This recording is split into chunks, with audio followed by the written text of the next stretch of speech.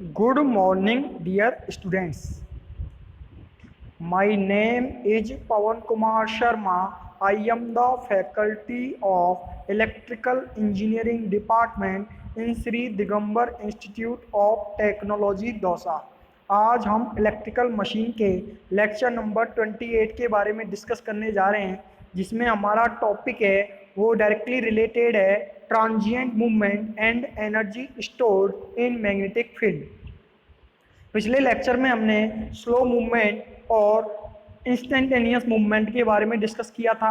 आज हमारा जो है टॉपिक है वो ट्रांजिएंट मूवमेंट से और energy stored in magnetic field से रिलेटेड है।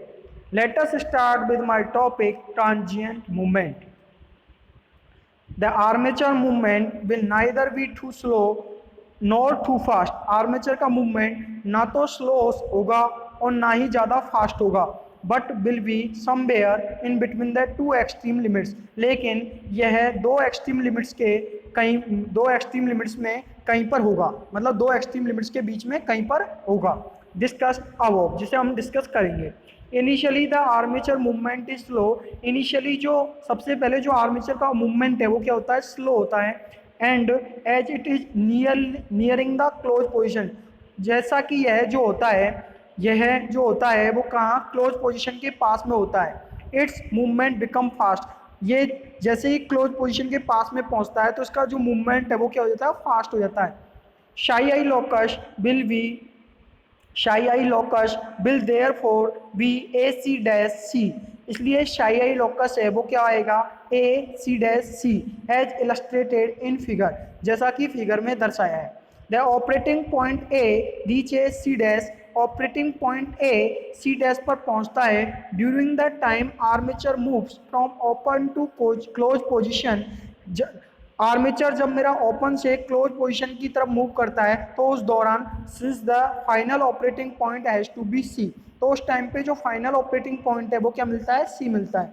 जैसा कि इसमें फिगर में दिखाया गया है, यहाँ पे ये ओपन पोजीशन है, ये यहाँ पे सी वाले पॉइंट पे क्लोज पोजीशन है। इनिशियली सबसे पहले में जो मेरा आर्मेचर का मूवमेंट है वो क्या होता है, स्लो होता है। फिर इसके बाद में धीरे धीरे जो आर्मेचर है वो मूव करने लगता है, और इस टाइम पे जो हमारा शाई आई लोकस है वो क्या है, A C dash C, A C dash सी। तो शाई आई लोकस है, सबसे पहले आर्मेचर का मूवमेंट क्या होगा, स्लो होगा, और जैसे ही ये क्लोज पोजीशन के पास में पहुंचेगा, यानी कि पहले आर्मेचर का मूवमेंट स्लो है यहाँ पे, लेकिन जैसे ही ये क्लोज पोजीशन के पास में पहुंचेगा तो जो आर्मेचर का मूवमेंट है वो क्या हो जाएगा, फास्ट हो जाएगा। क्या हो जाएगा, फास्ट हो जाता है, ठीक है, फास्ट बन जाता है। तो यहाँ पे जो शाई आई लोकस जो दिखाया गया है, साई आई के बीच में कर्व प्लॉट किया गया है, शाई और आई के बीच में कर्व प्लॉट किया गया है, जिसमें शाई आई लोकस में दिखाया गया है कि जो यहाँ पे जो शाई आई लोकस जो होगा वो क्या होगा, ए सी डैश सी के द्वारा फिगर में दर्शाया गया है। ए मतलब ए सी डैश सी, ये वाला ए सी डैश सी, ये वाला, ये क्या है, शाई आई लोकस है, ठीक है। यहाँ पे जो है वो शाई आई लोकस जो बनेगा वो क्या बनेगा, ए सी डैश और सी, ठीक है। तो सबसे पहले जो मेरा ऑपरेटिंग पॉइंट होता है, सबसे पहले जो मेरा ऑपरेटिंग पॉइंट है वो क्या है, ए पॉइंट है, जहाँ पे ओपन पोजीशन की मैं बात कर रहा हूँ। वहाँ पे मेरा जो है, जब आर्मेचर मेरा ओपन पोजीशन पे है उस टाइम पे मेरा जो ऑपरेटिंग पॉइंट है वो क्या है, ए है। फिर ये क्या करता है, धीरे धीरे कहाँ पे पहुँच जाता है, सी डैश पे पहुँच जाता है। धीरे धीरे ये कहाँ पे पहुँच गया, सी डैश पे पहुँच गया। अब यहाँ से आर्मेचर क्या होता है, मूव करता है ओपन से क्लोज पोजीशन। अब जैसे ही आर्मेचर ओपन से क्लोज पोजीशन की तरफ मूव करेगा तो उस दौरान जो मेरा फाइनल ऑपरेटिंग पॉइंट है वो क्या मिलेगा, सी मिलेगा। तो सी वाले पॉइंट पे हमें क्लोज पोजीशन मिल रहा है, मतलब इस टाइम पे जो आर्मेचर है वो ओपन पोजीशन से क्लोज पोजीशन में पहुंच जाता है। उस टाइम के दौरान जो मेरा फाइनल ऑपरेटिंग पॉइंट है वो क्या है, सी है, वो क्या है, सी है, ठीक है। तो ये हमारा जो ओपन पोजीशन के दौरान जो फ्लक्स लिंकेज है वो क्या है, साई 1 है। ओपन पोजीशन के दौरान जो हमारा शाई 1 है, और क्लोज पोजीशन के दौरान क्या है, शाई 2 है। और ये शाई 2 डैश है वो सी डैश वाले पॉइंट पे है, यानी इंटरमीडिएट पॉइंट पे, मतलब ओपन और क्लोज पोजीशन के बीच में जो इंटरमीडिएट पॉइंट है वहाँ पे सी डैश है, वहाँ पे उसका जो शाई 2 डैश है, ठीक है। ये मैंने अलग अलग पॉइंट के द्वारा इसको डिनोट किया है। डब्ल्यू मैक है जो मैकेनिकल वर्क को डिनोट कर रहा है, ठीक है। डब्ल्यू मैक किसको डिनोट कर रहा है, मैकेनिकल वर्क को।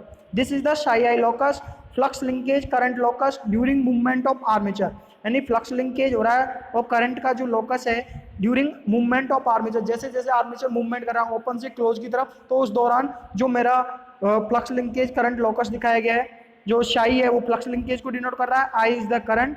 यहाँ पे जो ओपन पोजीशन के दौरान जो फ्लक्स लिंकेज है वो शाई 1 है, और जो क्लोज पोजीशन के दौरान जो फ्लक्स लिंकेज है वो शाई 2 है। और इंटरमीडिएट पॉइंट पे मतलब सी डैश वाले पॉइंट पे जब मेरा जो जो ए पॉइंट से शिफ्ट होकर सी डैश पॉइंट पे पहुंचता है, तो वहां पे जो मेरा फ्लक्स लिंकेज है वो शाई 2 डैश है। During that time, armature moves from open point A to close position point C dash। अब जब मेरा आर्मेचर ओपन पोजीशन से मतलब पॉइंट ए से close position point C dash की तरफ मूव करता है, we have change in magnetic circuit. तो मैग्नेटिक सर्किट में क्या, मैग्नेटिक एनर्जी में क्या होता है, चेंज होता है। W field equal to energy stored in closed position minus का energy stored in open position. Energy stored in close position में कौन सा एरिया आएगा, area of O A dash C dash D dash F O, O A dash C dash D dash F O. मैं बता देता हूँ आपको, O A dash C dash D dash F O, ये वाला एरिया आएगा। ठीक है, ये वाला area O A dash C dash D dash F O, ये वाले एरिया की मैं बात कर रहा हूँ। ठीक है, तो ये वाला एरिया कब आएगा, जब हमारा जो एनर्जी जो क्लोज पोजीशन में जो एनर्जी स्टोर हो रही है उस टाइम पे एरिया कौन सा आएगा, area of O A dash C dash D dash F O minus energy stored in open position. और ओपन पोजीशन पे मेरा जो एरिया है वो क्या आएगा, O A dash F O A dash F O, ये वाला एरिया आएगा ओ ए डैश एफ ओ। कब आएगा ये, ओपन पोजीशन पे। कौन सा एरिया आएगा, O A dash F O. Energy stored होगी जो ओपन पोजीशन पे वो कौन से एरिया के द्वारा डिफाइन की गई है, area of O A dash F O. तो W इलेक्ट्रिक बराबर इलेक्ट्रिकल एनर्जी इनपुट बराबर क्या आ जाएगा, integration of psi 1 to psi 2 I dash I equal to, जो हम इसका इंटीग्रेशन करेंगे तो क्या आ जाएगा, इसको खोलेंगे तो हम क्या आएगा, साई 2 माइनस के साई 1 इंटू आई। तो यहाँ पे जो हमारा एरिया है वो कौन सा आएगा, W electrical equal to integration of psi 1 to psi 2 I dash I equal to area of A C dash D dash F A dash A C dash D dash F A dash A. Figure में देखो, A C dash D dash F A, कहाँ गया, A C dash D dash F A dash C dash. तो ये आएगा हमारा, क्या आएगा देखना, एरिया क्या आएगा हमारा, A C dash D dash F A dash A. Area ये निकल के आएगा हमारा, कहाँ है, A C dash D dash F और ए डैश और ए, ये आएगा हमारा एरिया, क्या आएगा, ये वाला आएगा। ठीक है, तो आप यहाँ से देख सकते हो W इलेक्ट्रिक के लिए जो एरिया फिगर में देख सकते हो, तो W इलेक्ट्रिक बराबर integration of psi 2 to psi 1 I dash I, area क्या आएगा, area of A C dash D dash F A dash A. तो W इलेक्ट्रिक बराबर क्या होता है, इलेक्ट्रिकल एनर्जी इनपुट बराबर क्या होता है, W फील्ड प्लस के W मैक, मतलब W मैक मतलब मैकेनिकल एनर्जी, और W फील्ड बराबर फील्ड एनर्जी। तो W इलेक्ट्रिक की जगह वैल्यू कौन सी पुट करेंगे, W इलेक्ट्रिक की जगह वैल्यू पुट करेंगे ये वाली W इलेक्ट्रिक की वैल्यू पुट कर दी, तो area of A C dash D dash F A dash A equal to W field की जगह वैल्यू रखेंगे हम कौन सी, W फील्ड की जगह वैल्यू रखेंगे ये वाली, W फील्ड की वैल्यू कौन सी आई है, ये वाली। तो W फील्ड की जगह हम वैल्यू रखेंगे ये वाली। तो W फील्ड का वैल्यू क्या आया है, इक्वल टू W फील्ड की जगह रखेंगे हम इक्वेशन से, ऊपर वाली इक्वेशन से, area O A dash F O plus के area of A C dash D dash F A dash A bracket close minus का क्या है, W मैक माइनस का W, ये हमारा जो ये हमारा एरिया रख दिया हमने, इसकी वैल्यू रख दी W, ये तो W इलेक्ट्रिक की वैल्यू रख दी, और ये W फील्ड की वैल्यू कौन सी हो गई, ये वाली वैल्यू हो गई। W फील्ड की वैल्यू कौन सी हो गई, ये वाली वैल्यू हो गई। ठीक है, तो W फील्ड की वैल्यू हम देखते हैं, तो W फील्ड की ये वाली वैल्यू आपको पुटअप करनी है। तो W फील्ड की वैल्यू रख दी यहाँ पे हमने क्या रख दी, W फील्ड की वैल्यू रख दी प्लस के W मैक, तो प्लस के W मैक जो कहते हैं, तो W मैक यदि हम निकालेंगे तो इक्वल टू किसके आएगा, bracket start area of O A dash F O plus के area of A C dash D dash F A dash A bracket close minus का area of O A dash C dash D dash F O. Which is equal to, जो किसके बराबर आएगा, W Mac equal to क्या आएगा, area of O A C dash A dash O A C dash A dash O. तो W mech मतलब mechanical work जो है, मैकेनिकल एनर्जी है या मैकेनिकल वर्क है, वो क्या आएगा, area of O A C dash A dash O which is defined in psi locus, जो शाई लॉकस में दिखाया गया है। इक्वेशन 16 शोज दैट, इक्वेशन 16 ये दिखाती है, 16 ये दिखाती है, equation 16 shows that energy converted to mechanical, energy है जो मैकेनिकल में कन्वर्ट हुई है और मैकेनिकल वर्क में कन्वर्ट हुई है, done is equal to area enclosed between the two magnetization curve at open and close position. यानी कि जो एनर्जी कन्वर्ट हुई है मैकेनिकल से, जो एनर्जी कन्वर्ट हुई है, energy converted to mechanical, energy जो कन्वर्ट हुई है वो मैकेनिकल वर्क में या मैकेनिकल एनर्जी में कन्वर्ट हुई है, जो किसके बराबर है, दोनों मैग्नेटाइजेशन कर्व ओपन और क्लोज पोजीशन पे जो दोनों मैग्नेटाइजेशन कर्व है उन दोनों ने जो एरिया एनक्लोज किया है, एरिया जो कवर अप किया है उसके बराबर है।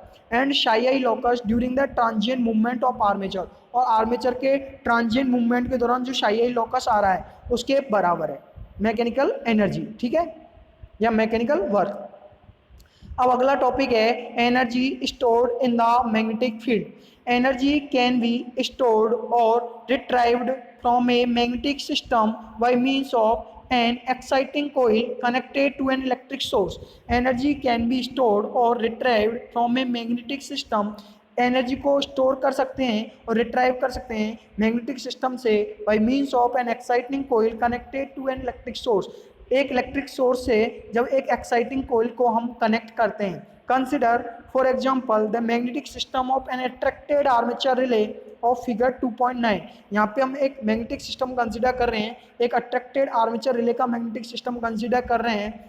The resistance of the coil is shown by a series lumping outside the coil which then is regarded as ideal lossless coil।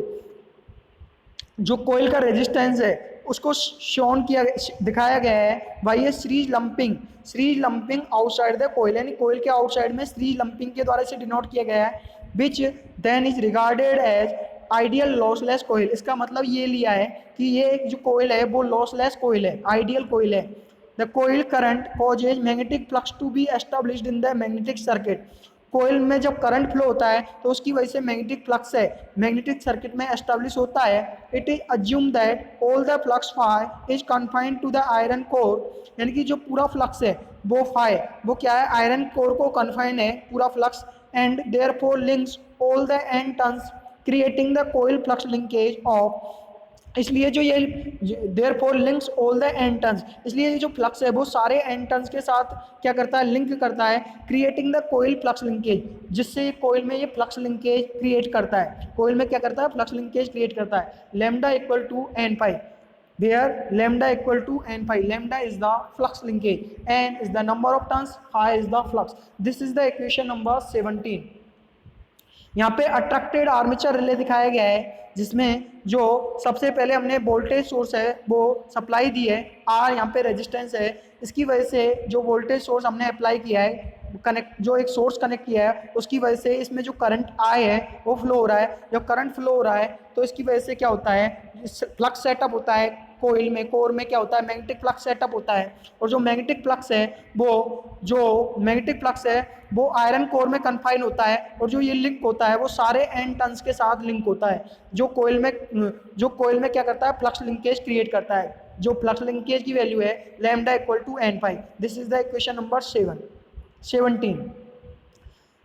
The flux causes a reaction EMF. अब इस flux के बनने के कारण flux linkage causes a reaction EMF, ये flux linkage के कारण एक रिएक्शन ईएमएफ का कारण बनता है। जो फ्लक्स लिंकेज है वो एक रिएक्शन ईएमएफ का कारण बनता है। तो रिएक्शन ईएमएफ क्या आएगा, ई बराबर D lambda upon D T, E बराबर D lambda upon D T, where E is the reaction EMF, E बराबर D M lambda upon D T. This is the equation number 18। To appear the coil terminals with E बराबर D lambda upon D T आ गया।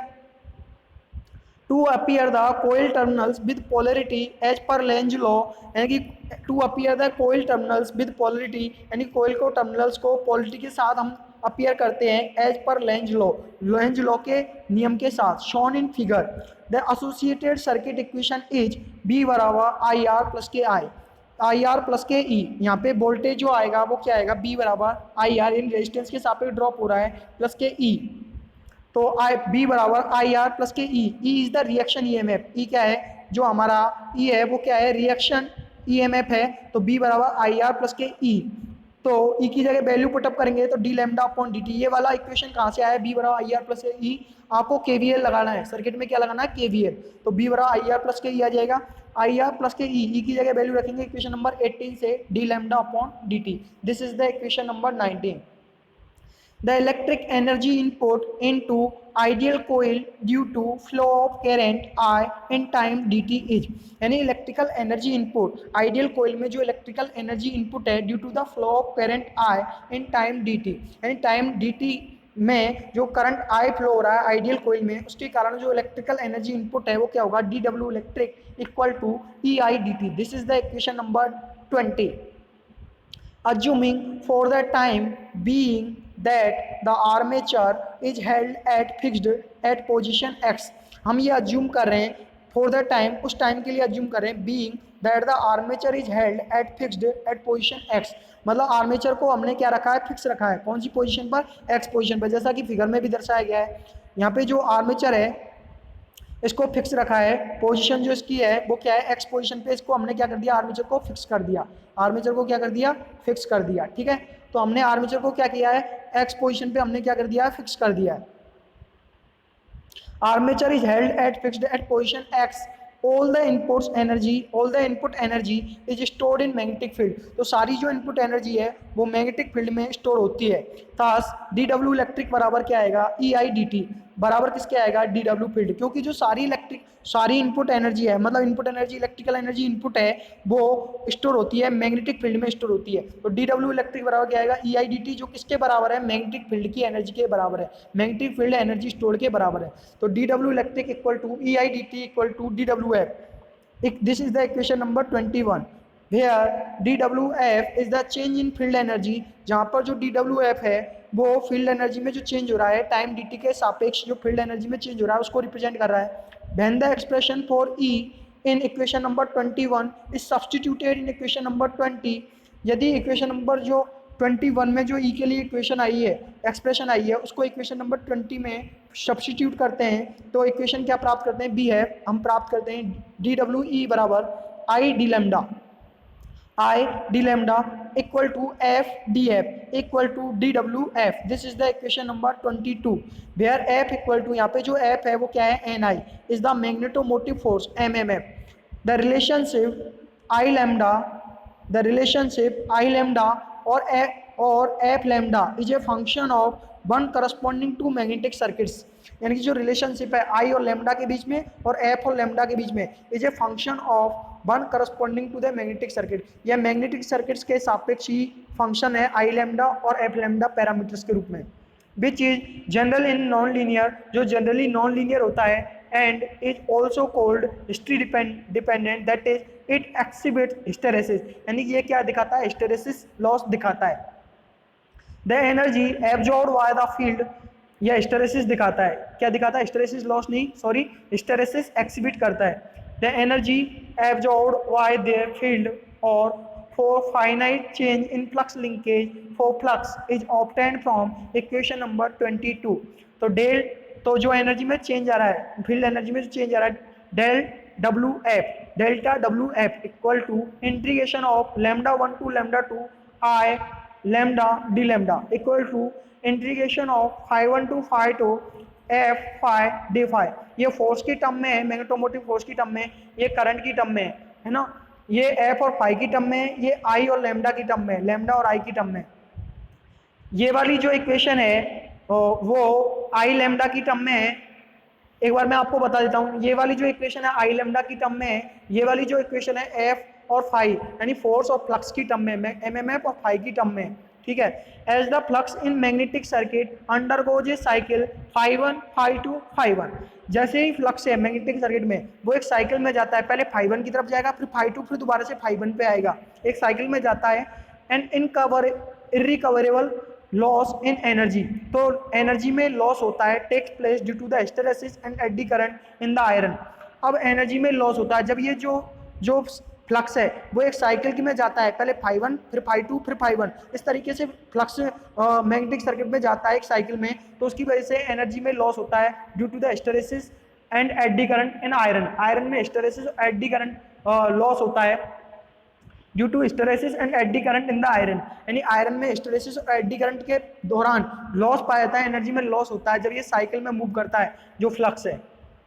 Assuming here that these losses are separated out, ये losses separate out हैं and are supplied by the electric source, और जो ये losses हैं वो electric source के द्वारा सप्लाई हो रहे हैं।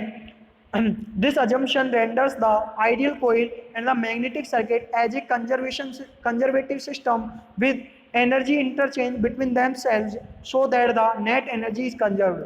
अब इनके बीच में जो एनर्जी का इंटरचेंज होता है, ठीक है, जिससे ताकि जो नेट एनर्जी को कंजर्व हम कर सकें। The energy absorb by the magnetic system to establish flux phi, energy absorb by the magnetic system के द्वारा जो एनर्जी एब्जॉर्ब होती है to establish flux phi establish करने के लिए, और flux linkage psi, flux linkage lambda और फ्लक्स लिंकेज लैम्डा करने के लिए फ्रॉम इनिशियल जीरो फ्लक्स से, ठीक है। तो क्या आ जाएगा WF यानी फील्ड एनर्जी इक्वल टू क्या आ जाएगा, integration of 0 to lambda I lambda D lambda, यानी कि ये वाला जो इक्वेशन है आई लैम्डा की टर्म में है, और ये जो और इक्वल टू किसके आएगा, integration of 0 to phi F phi D phi, ये वाली इक्वेशन है वो फोर्स मैग्नेटोमोटिव फोर्स MMF और फाई की टर्म में। This is the equation number 14।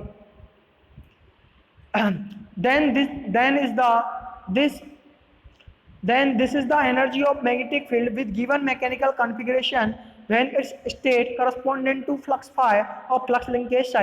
जब इसकी state है वो flux phi की टर्म में हमने लिया है और flux linkage lambda की टर्म में। The I lambda relationship is indeed the magnetization curve, जो I lambda relationship है वो magnetization curve देता है which varies with the configuration variable x, जो configuration variable x के साथ वेरी करती है। The air gap करती है, यानी कि कॉन्फ़िगरेशन वेरिएबल x के साथ जो वेरी करती है। The air gap between the armature and core varies with position x of the armature, जो एयर गैप है आर्मेचर और कोर के बीच में वो वेरी करता है with position x of the armature, armature की x पोजीशन के साथ वेरी करता है। The total reluctance of the magnetic path decreases as x increases, जैसे जैसे हम x को बढ़ाते हैं वैसे वैसे जो मैग्नेटिक पाथ का जो टोटल रिलक्टेंस है वो कम होता है। The I lambda relationship for various values of x is indicated in figure. It immediately follows that this relationship can be expressed I बराबर I ब्रैकेट स्टार्ट लैम्डा, एक variable है lambda, एक x, lambda x parameter के term में लिया है। If lambda is independent variable, यदि lambda independent variable है एज, तो lambda equal to lambda bracket start I comma x bracket close. If I is the independent variable, यदि I independent variable है, ये I और लैम्डा के बीच में, मतलब करंट और जो लैम्डा है फ्लक्स लिंकेज है उसके बीच में जो रिलेशनशिप है वो दर्शाया गया है।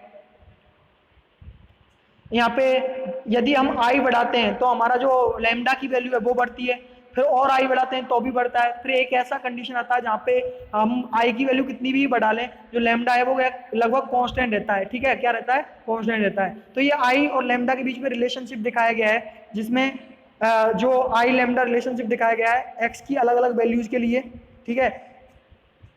ये कहने का मतलब ये है यहाँ पे जो जैसे जैसे x को इंक्रीज करेंगे वैसे वैसे जो टोटल रिलक्टेंस है मैग्नेटिक पाथ का वो क्या होता जाएगा, डिक्रीज होता जाएगा, ठीक है।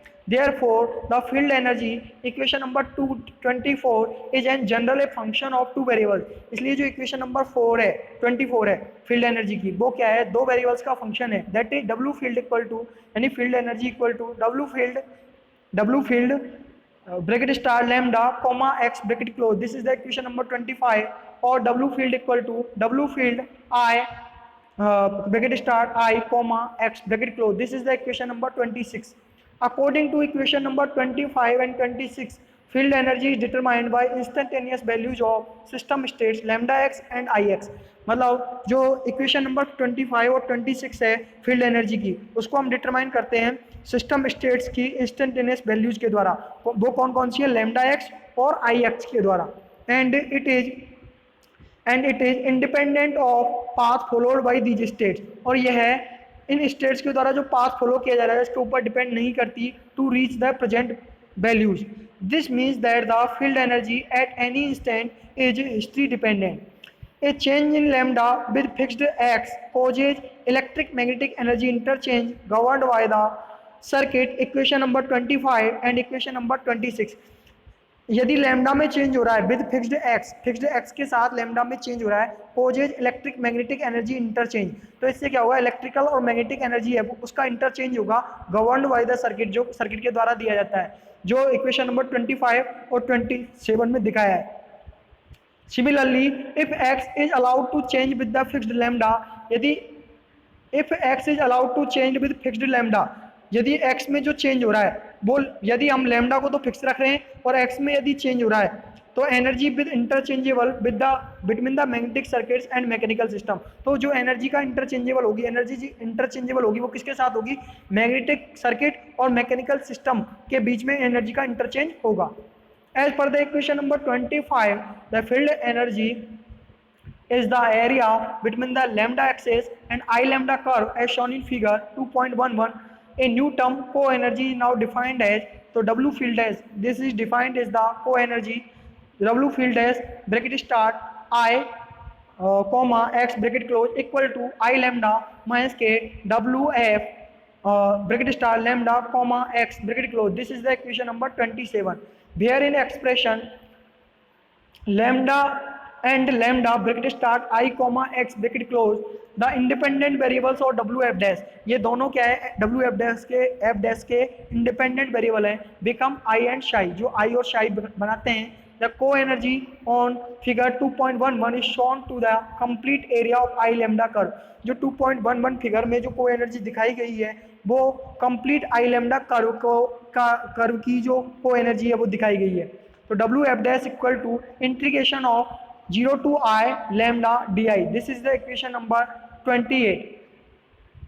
तो ये क्या है, ये जो इक्वेशन है आई लैम्डा की फॉर्म में इक्वेशन है, डब्ल्यू फील्ड है मतलब को energy equal to integration of 0 to I lambda D I, this is the equation number 28। तो यहाँ पे जो डब्ल्यू एफ है वो, ये डब्ल्यू एफ है वो क्या है, फील्ड एनर्जी है, और डब्ल्यू एफ डैश है वो क्या है, को एनर्जी है। ये वाली जो कर्व है वो क्या है, आई लैम्डा कर्व है फॉर एक्स, एक्स के लिए जो आई लैम्डा कर्व है वो है, ये डब्ल्यू एफ डैश है। ये वाला जो एचड एरिया है वो किसको, को एनर्जी को डिनोट कर रहा है, और ये वाला जो एरिया है वो किसको डिनोट कर रहा है, फील्ड एनर्जी को डिनोट कर रहा है।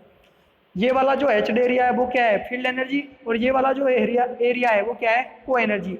ये आई लैम्डा कर्व है, ये वाली जो कर्व है वो क्या है, आई लैम्डा कर्व है फॉर एक्स, एक्स की अलग अलग वैल्यूज के लिए आई लैम्डा कर्व है। तो यहाँ पे आई लैम्डा के बीच में कर्व प्लॉट की गई है, फील्ड एनर्जी और को एनर्जी को रिप्रेजेंट कर रहा है। This is the field energy and this is the co energy. The curve is plotted between field, the curve is plotted between I and lambda. Okay, thank you dear students, thank you dear students, thank you.